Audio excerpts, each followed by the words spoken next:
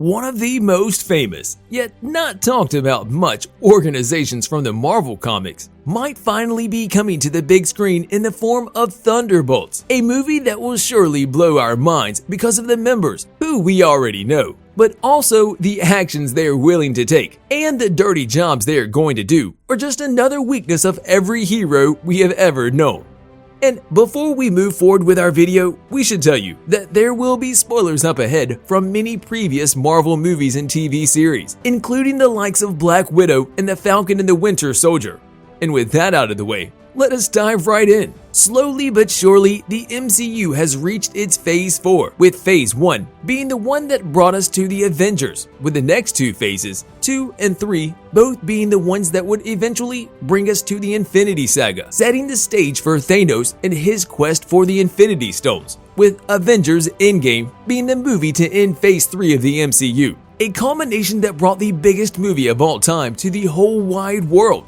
And while in Phase 4, we got to see the first TV shows from Marvel Studios, and them playing a major role in the future of the MCU. As it stands right now, there has not been an established narrative goal, not one that we know of to say the least. So what is Marvel Studios building towards?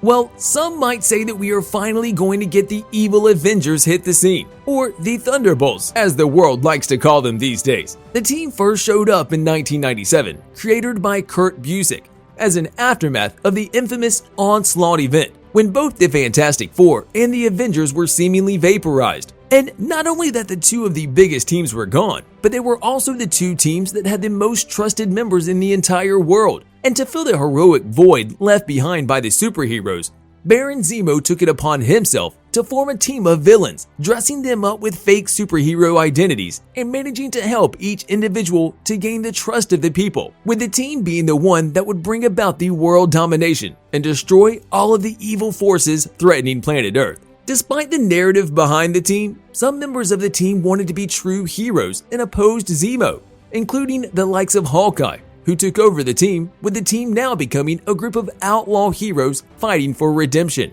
But this did not last that long, as Baron Zemo was back again pulling all the strings of the team, and this time to take over the world for the good of humanity and not his own selfish desires. My son was excited. He could see the Iron Man from the car window.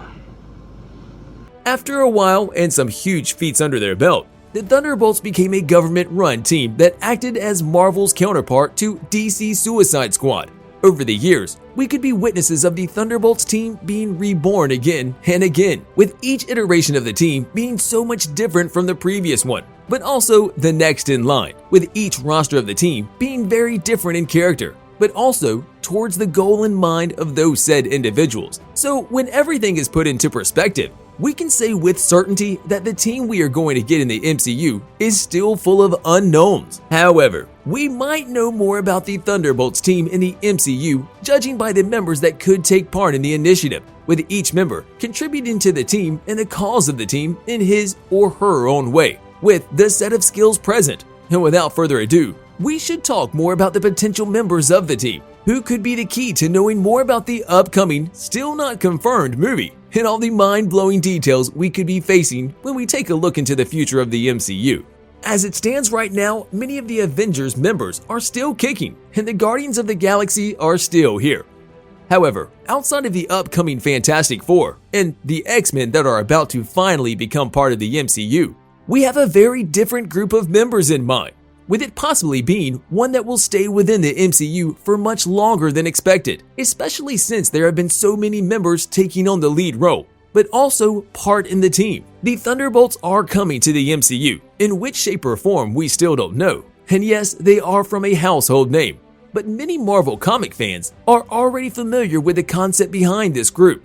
As for all of you who are deep within the MCU, you have already met some of them, with each of them bringing their own story to the team. And many of them you have already met. And without further ado, let's dive right in and see which iteration of the group we might get, as there have been so many different takes on the Thunderbolts, with each and every one of them being so different from the others due to the roster at the given moment. One of the members which we think is going to be the first leader of the MCU's Thunderbolts is Baron Zemo, who is surely going to be part of the team when everything comes together. He was the founder of the group in the comics, so we do not see why it shouldn't be any different. with Johnny Walker's US agent probably being the one who will give the Thunderbolts the legitimacy they need, seeing how he is connected with the government even at this moment. Another character who has been quiet in the superhero stuff up until now is Thunderbolt Ross, and we might be seeing a lot of red in his MCU future, with him eventually becoming the Red Hulk, just like in the comics. Natasha Romanoff is in violation of the Sokovia Accords. She assaulted the king of Wakanda. Make an example out of her. Ghost is probably one of the characters that have not been given the credit she deserves, and one of the team members that will blow our minds moving forward because of just how much she will contribute to the team. Then we have the two ladies from Black Widow, Yelena Belova and Taskmaster, with both having so much blood in their ledger, and we think it is time we know more about the two. And close to being confirmed Thunderbolts movie. Many of the members of the team, whether they are past heroes, anti-heroes, or even villains, not all of them can fly or shoot lasers from their eyes.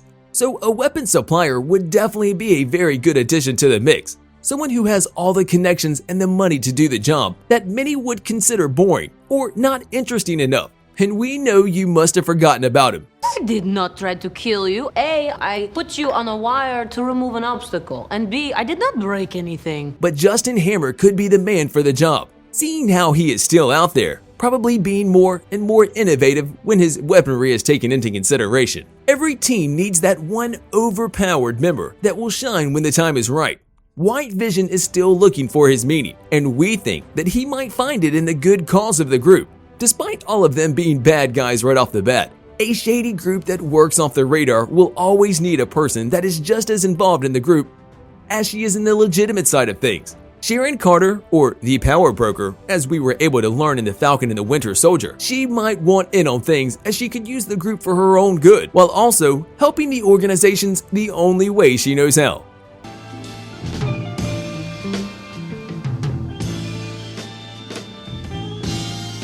On a related note, tell us down in the comments below, what are your thoughts on the Thunderbolts team from the comics? Which members do you think are closest to becoming a part of the MCU's version of the team? And also, what kind of a team would you like it to be, in terms of narrative and the goals of the team we are going to get eventually? And also, don't forget to like, subscribe, and hit the bell icon if you would like to see more videos like this in the future. Thank you for watching, and we will see you next time.